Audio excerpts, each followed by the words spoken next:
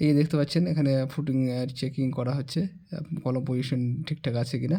তো এই যে দেখছেন কভার ব্লকগুলো, এটা আসলে 3 ইঞ্চি দেওয়া প্রয়োজন।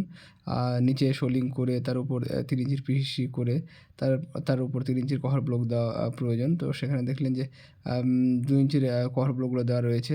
আর আসলে 3 ইঞ্চির কভার ব্লক মার্কেটে অ্যাভেলেবেল পাওয়া যায় না।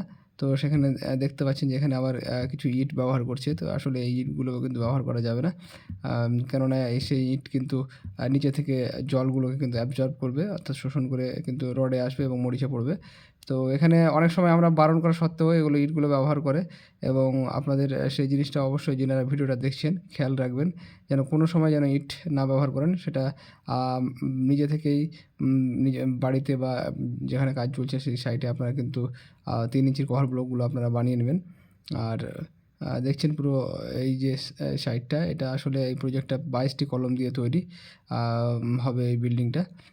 আসলে এটা মসজিদ বিল্ডিংয়ের কাজ। তো পুরো সাইটটা ভিজিট করা হয়।